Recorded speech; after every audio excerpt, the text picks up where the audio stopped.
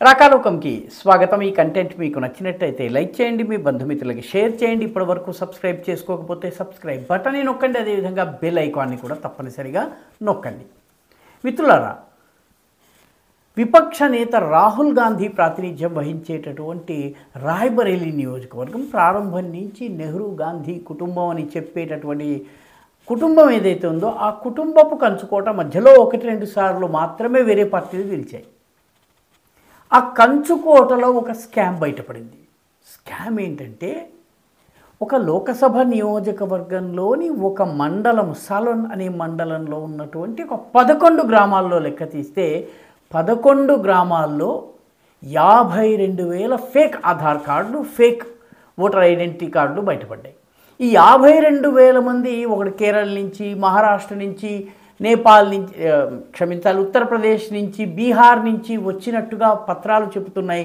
కానీ వాస్తవంగా వాళ్ళని కొద్దిగా గట్టిగా ప్రశ్నిస్తే బంగ్లాదేశ్ నుంచి వచ్చారు, లేకపోతే రోహింగ్యాల స్థానమైనటువంటి రఖైన్ స్టేట్ మ్యాన్మార్ నుంచి వచ్చారు, ఇందులో రోహింగ్యాలు ఉన్నారు, బంగ్లాదేశీలు ఉన్నారు. వీళ్ళందరికీ కూడాను ఫేక్ ఆధార్లు సృష్టించి ఆ ఆధార్ల ఆధారంగా వాళ్ళకి ఓటర్ లిస్టులో వాళ్ళ పేర్లని జొప్పించడం జరిగింది. ఒక 11 గ్రామాల్లో 52,000 మంది. ఒకసారి ఊహించండి, మొత్తం నియోజకవర్గంలో కనుక సర్వే జరిగితే పరిస్థితి ఎలా ఉంటుంది?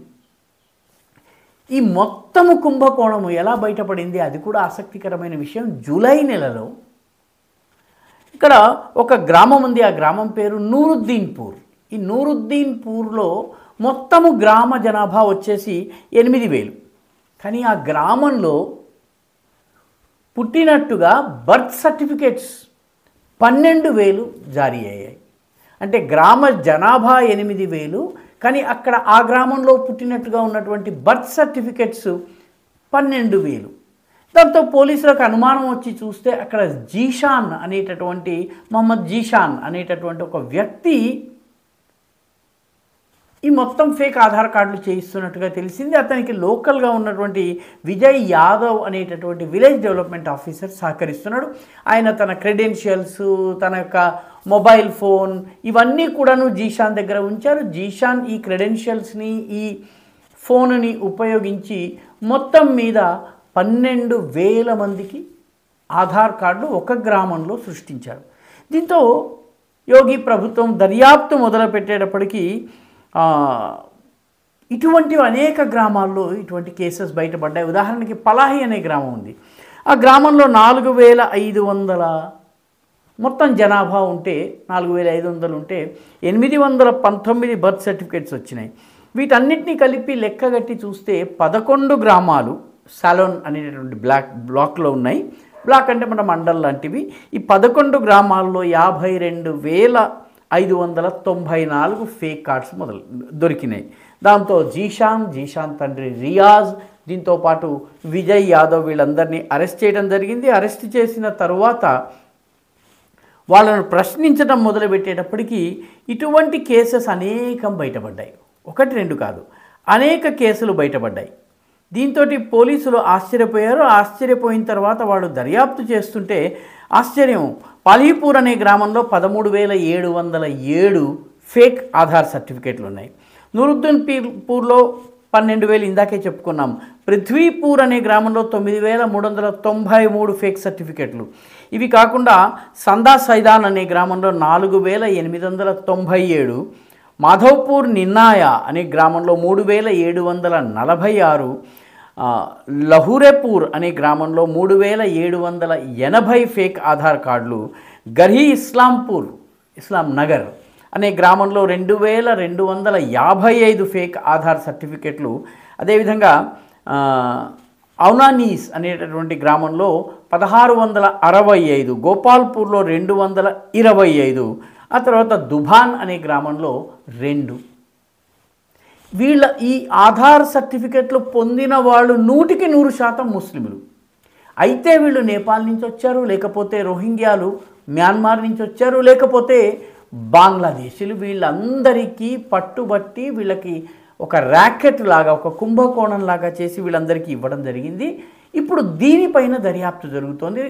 వీళ్ళలో ఓటర్లు ఎంతమంది మారారు, ఓటర్లుగా వీళ్ళు అక్కడి రాజకీయాలను ఏ రకంగా ప్రభావితం చేశారు, ముఖ్యంగా రాయ్బరేలీ లోక్సభ నియోజకవర్గంలో అసలు మొత్తం ఎన్ని ఫేక్ ఆధార్ కార్డులు ఉన్నాయి, ఎంతమంది నేపాలీలు, బంగ్లాదేశీలు, రోహింగ్యాలు ఇక్కడ తిష్ట వేసుకుని, వాళ్ళకి హిందీ కూడా రాదు, బెంగాలీ మాత్రమే మాట్లాడతారు, రోహింగ్యాలు ఆ రఖైన్ స్టేట్లో మాట్లాడేటటువంటి బంగ్లాదేశీ యాసలో మాట్లాడతారు, నేపాల్ నుంచి వచ్చే వాళ్ళు కాస్త ఉర్దూ తెలిసిన వాళ్ళు ఉన్నప్పటికీ వీళ్ళందరికీ ఇన్ని పత్రాలు ఎలా వచ్చాయి?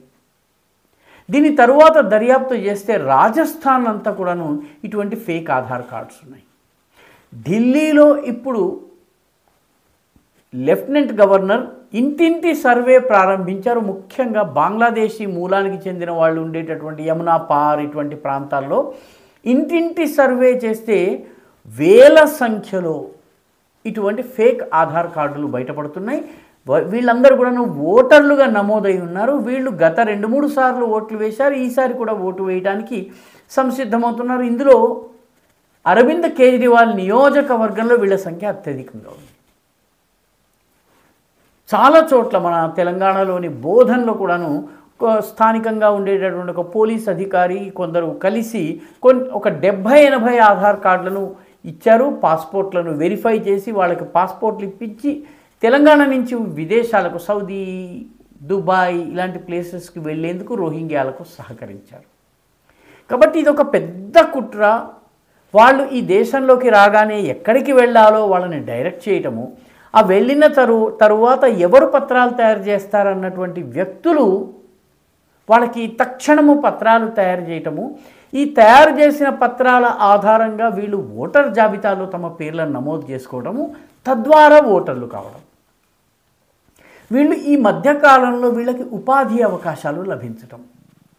ఆంధ్రలో కూడాను, తెలంగాణ సరే హైదరాబాద్ వంటి ప్రాంతాలే కాదు, ఆంధ్రలోనూ చిన్న చిన్న గ్రామాల్లో తెల్లవారుజామునే ఫస్ట్ బస్లో, సెకండ్ బస్లో ఈ రకమైనటువంటి అనుమానాస్పద వ్యక్తులు రావడము, వాళ్ళని వాహనాల్లో తీసుకెళ్ళటము, వాళ్ళకి 2-3 రోజుల్లోనే ఏదో ఒక ఉపాధి అవకాశం కల్పించటము, ఆ కల్పించిన ఉపాధి అవకాశం ఆధారంగా ఎన్నో సంవత్సరాలకి ఇక్కడ ఉంటున్నట్టు లేదా వాళ్ళు బెంగాల్కి చెందినట్టుగా వాళ్ళు పత్రాలు సృష్టించటము, ఆ ఫేక్ పత్రాల ఆధారంగా వాళ్ళని ఓటర్ల జాబితాలో నమోదు చేయటము, పాస్పోర్ట్లు ఇప్పించటం.